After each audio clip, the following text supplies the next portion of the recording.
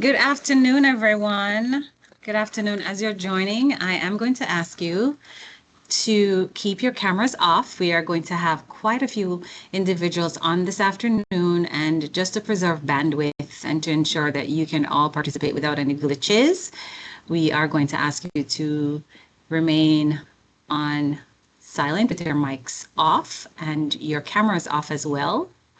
We will take we'll take questions at the end. Ms. Dunn is going to be monitoring the chat.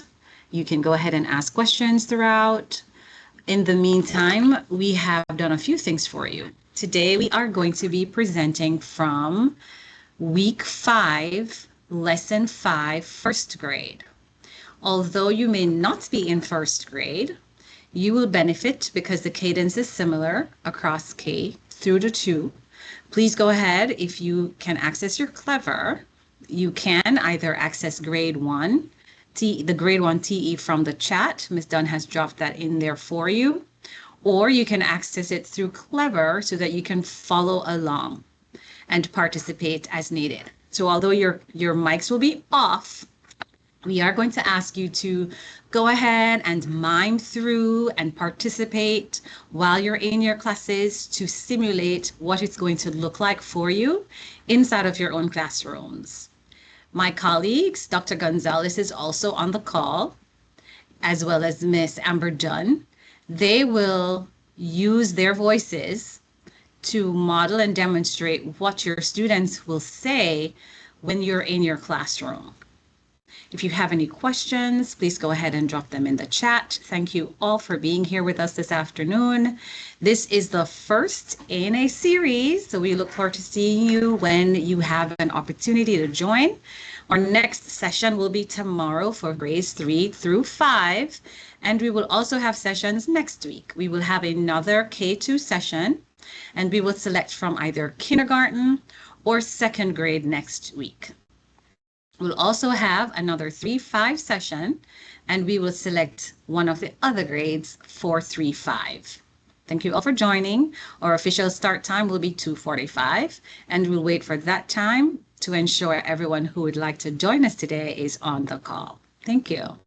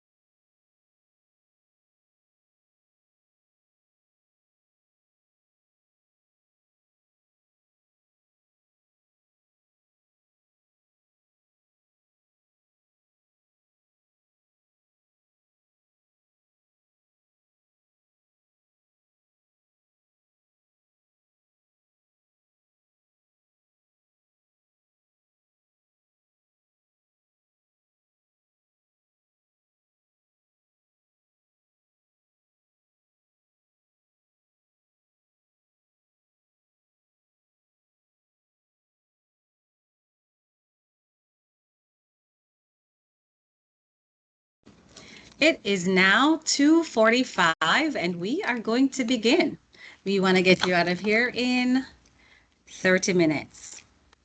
In the interest of time, and as we're learning the cadence and we are internalizing the 95 phonics process, we are going to do 3 or 4 of the words in each section. I am going to be asking my colleague to time me so that I can stay within the 30 minutes. What you see here is a model of how you might implement this at your school. Please understand that each of the sections for the program must be done in order for you to be implementing with fidelity. As you become more familiar with the resource, we are anticipating and expecting that you are carrying through and doing all of the parts and all words in each of the sections of this program. Thank you for joining once again, and I see that we also have another coordinator on. Ms. Maya Kirk has joined us as well. And we are going to begin.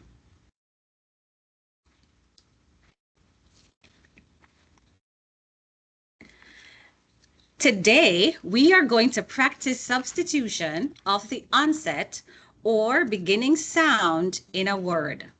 Let's review the instructions. I'll say a word and you repeat it.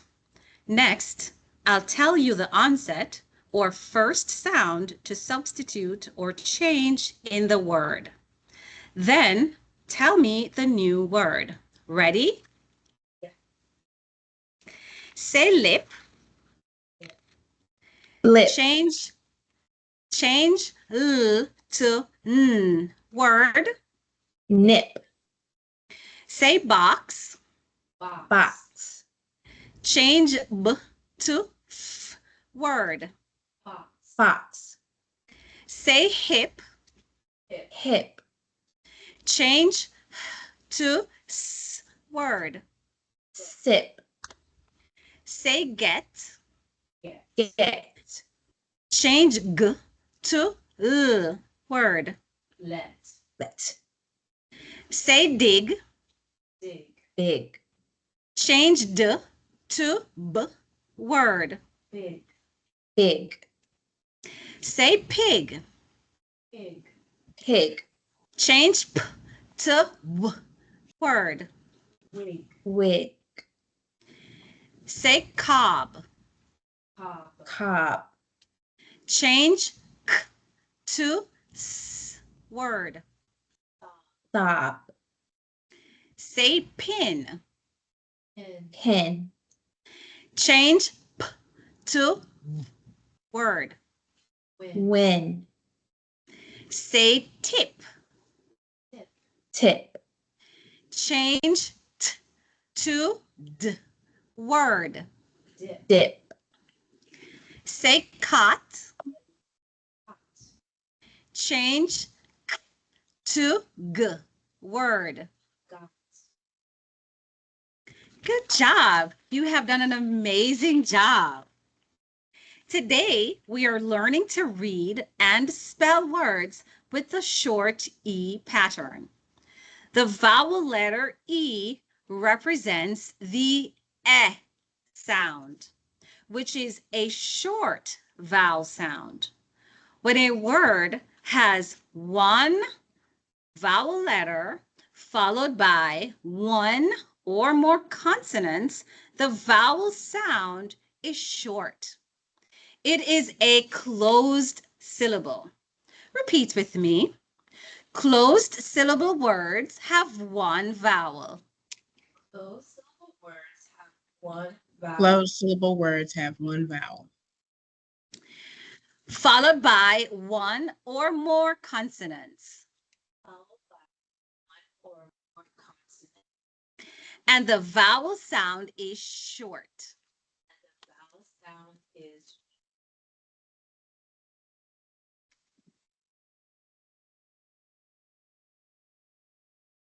The gesture for the closed syllable is a closed fist. Practice the gesture with me.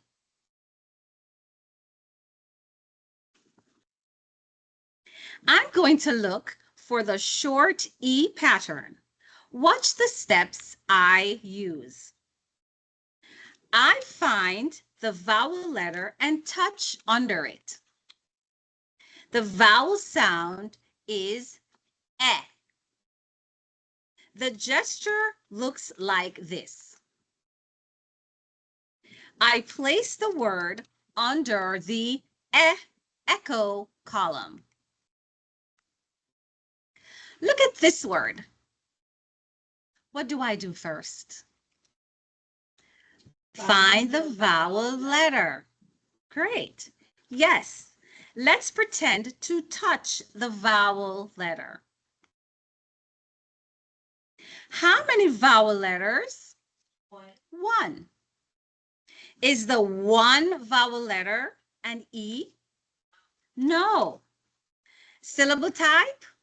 No. Good job. Closed. How do we know?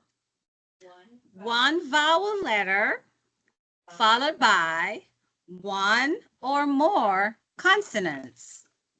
Good job. Vowel sound. Ah. Where does this word go? Exactly. Other short vowels. And it goes under the other short vowels column. Now it's your turn. Turn to page 27 in your student workbook. Decide if each word has the short E pattern or not. Then write the word under the echo, or the other short vowels column. Are you ready? For you teachers, note that the routine for word reading is on the right-hand column of your TE. Okay, let's go. Word. First, find the vowel. How many vowel letters? Is it followed by one or more consonants? Yes. Syllable type?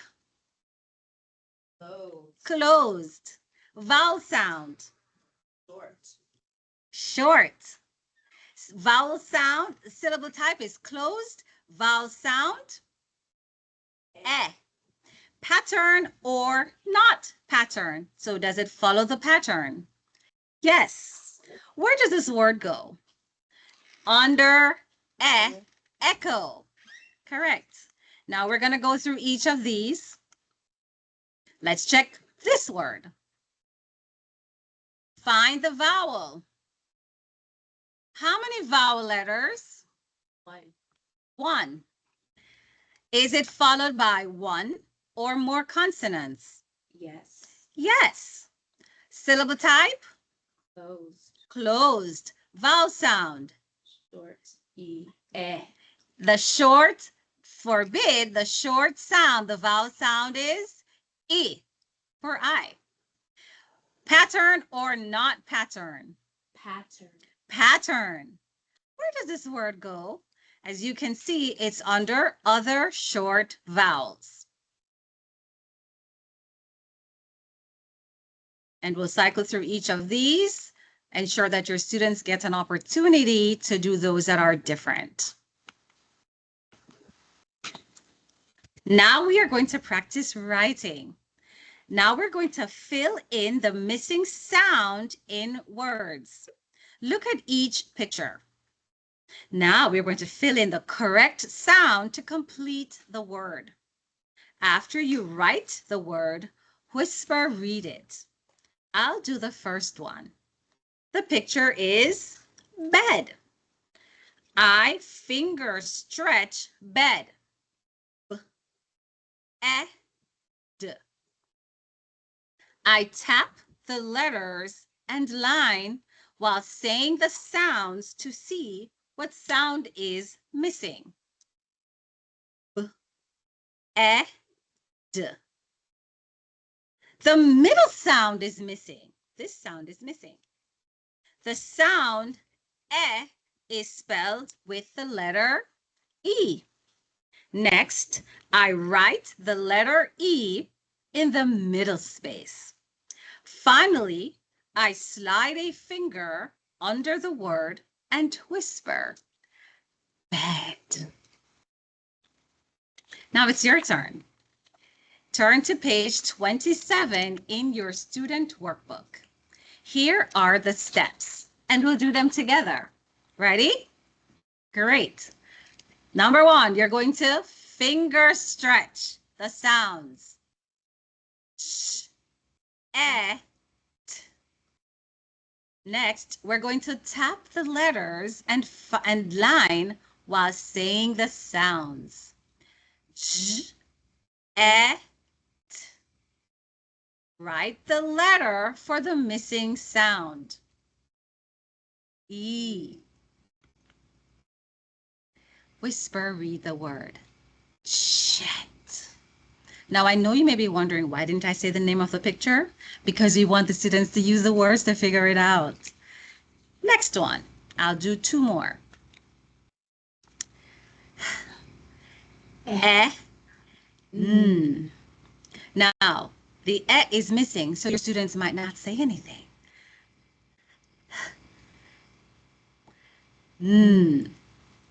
Tap the letters and line while saying the sounds. E, Write the letter for the missing sound. Whisper, read the word. Hen. Last one. Finger stretch. N, E, T. N, T.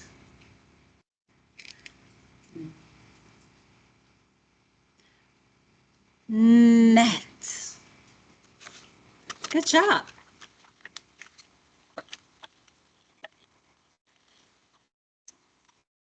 Now we'll practice finding short E words in a passage.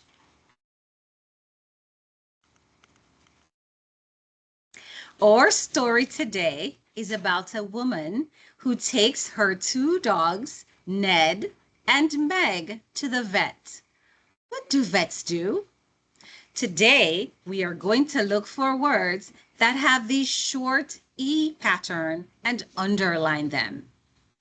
Let's look at the title of the passage. The word Ned follows the short E pattern. So I make the closed syllable gesture and underline it. Help me find more words with a short E pattern. Hold up the closed syllable gesture when you see another one, and I'll underline it. Now it's your turn. Meg. Ooh, that's great. Yes, this word has the short E pattern. Bet. Ooh, we see another one. Excellent job. So we're going to go through each of these, and you'll do this with your students. I would recommend that you want to ensure that you're doing this every day. If you save no time for anything else, you ensure you do this with your students every day because it is cumulative. Now it's your turn. Turn to page 28 in your student workbook. Here are the steps. Begin at the black line and continue to the end of the passage. Use your finger to find the vowel. As your students are doing this, teachers, please circulate around your room to ensure you can spot your students. I have a clicker while I'm doing this presentation with you today. If you don't have a clicker and you have a mouse, the mouse will work as well to ensure that you can circulate and see what your students are doing. And then you say to your students, 3, if you find a short E pattern word, underline it. I'll give you a few minutes and we'll check them together. Now that is the end of your lesson. Please bear in mind, teachers, that we're chunking it because we're understanding of this being a new resource, and we know you have to learn the parts in order for you to be able to flow through and complete in 30 minutes. Now, we were able to chunk it because I do want to give you an opportunity to ask your questions. We did that lesson in 16 minutes. Now, bear in mind that I did not complete all of the sections. I did not do all of the phonological awareness. That is a 2-minute task. I'm going to suggest especially for K2, that you complete all of those. Spend the 2 minutes, set your timer. When your 2 minutes are up, you can stop, but you want your students to be able to exercise that processing component of their brain to be able to take those sounds and link them to words. And that's where you're going to get the biggest bang for your buck. As you get more comfortable, as I said, you can go through the entire complete portion of the lesson. So now we're going to open it up for your questions. Please feel free to ask your questions. This is going to be helpful to all the other teachers who are not able to join today and who may not be able to participate in the first grade session. Please be open. You can drop your questions in the chat. We have 15 minutes where you can ask your questions. Drop it in the chat, raise your hand, and we'll try to answer as many of your questions as possible. The floor is yours.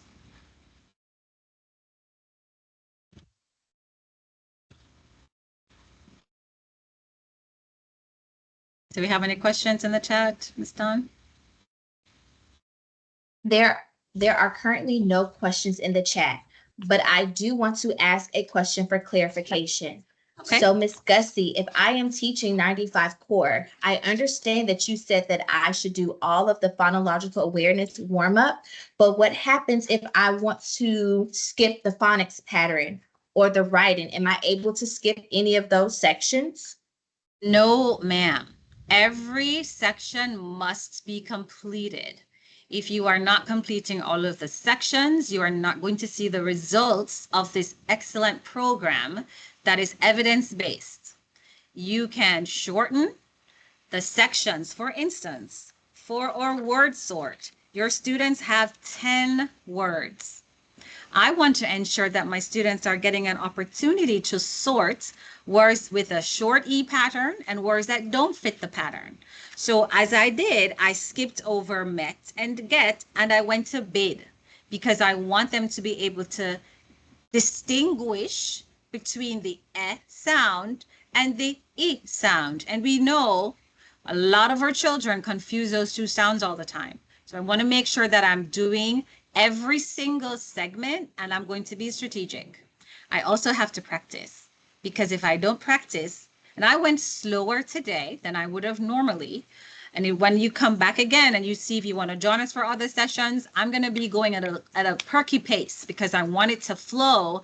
But it's my first time. I'm going to give myself grace. I'm going to make sure I complete all of it. And as we were timed, it was 16 minutes. Thanks for that great question, Ms. Dunn. Of course. And you have a question from Miss Brown from Stone Mill Elementary. Miss Good Brown. afternoon, Ms. Brown. Hello, hi. I had a question. In the beginning of the lesson, when they are doing the sounds and they have to repeat after us, is it okay for us to write the sound once they say it and also write the letter that we're adding to make a new word? Or do you only want us to only do the sounds and not write the letters as we say it? That is a fantastic question. At this point, you are not writing, it's completely auditory. Phonological awareness tasks for this program, you are doing only sounds. There are programs, other programs where you write, but not this one. They get an opportunity to write during that writing section. Very good question, but what we want the students to be able to do is to be able to use their auditory discrimination skills to be able to do those substitutions. So when it says phonological awareness warm up, and this is for K1 and 2, you are not going to do anything different than what you saw on the screen. So for kindergarten, if I have kindergarten teachers, do not give the students pictures. Don't give the student, I know you're going to be tempted to give them pictures for this task. It's okay that they don't know it yet. And I say yet because they will, and they catch on very fast. So do not show them pictures because that's not going to teach them the skill that this phonological awareness task is attempting to develop. Excellent question, Ms. Brown. Ms. Dunn. So, Miss Gussie, I have some English language learner students in my class, and I also have a couple of students with disabilities in my class as well. Am I able to scaffold or differentiate this 95 core lesson for my students? You are going to teach this lesson as it is written. I know this sounds very strange, but we're preaching differentiation all the time. You are going to be collecting your data for those students. What I want you to remember is that this is very explicit. Your students may not know some of the letters, but what you are doing right now, you are teaching those skills explicitly. When you are able to circulate, and I say when you're able to, because I'm not sure what your access tools or utensils are, If you're unable to walk your room, you have to listen to your students as you're doing that phonological awareness task. You have to check your students' workbook. If you're not able to check it in the moment, you're checking it after. If you have no co-teacher, you're verifying what your students know. You're collecting anecdotal notes on your students, and then you're going to address those concerns during your intervention block. You do not have the luxury of time to stop to change the script from what it is. When you become more comfortable, it is going to flow very easily for you. But I'm going to ask you to trust what is here. It is evidence-based, and I can attest to because I've used this program in another district, and the results are astounding. So I'm going to ask you to stick to the script, do as it says, and then I'll collect your data and address those concerns in your intervention time. Does that answer your question, Ms. Dunn? Any other questions? We have a few more minutes to go. We have 5 more minutes.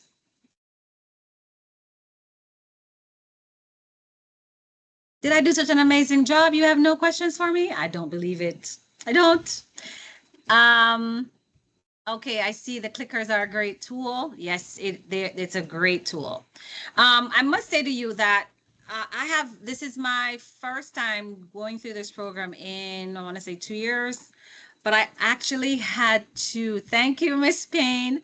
I had to practice. So before I came on, this is my 3rd session this week, and I had to practice. I fell asleep one night going over this. Truth be told, I don't have the slide deck, so I had to practice before to sync up with the slide deck. So I have the TE and I don't have the student workbook, right? So I had to practice. When you do come to training, try to have a copy of the student workbook because it's going to help you know, because the TE does not have the specific order that the student notebook is in. So I'll show you, which is why my background isn't on. I wrote what order the words were going to appear on the screen because I don't have access to the student workbook. And I really wanted to highlight for you that differentiated, not that distinguishing between the E and the I in that word bid as the 3rd word in my sort. So you have to go through the resources and you have to know what's coming. Another key point is the routines. The routines go away towards the end of the week. I chose lesson 5, which is week 5, day 1. This is the lesson that you're going to teach if you're in 1st grade and you're on the pacing next Tuesday. Right? So you're going to be teaching this lesson next Tuesday. Wednesday, Thursday, Friday, the routines start to disappear from the TE. If you have not internalized the routine, it is going to trip you up. So you're going to have to practice it so that when the day 4 rolls around, you know the order that you're going to proceed with providing that instruction to your students. So just be aware of that if you haven't noticed that yet.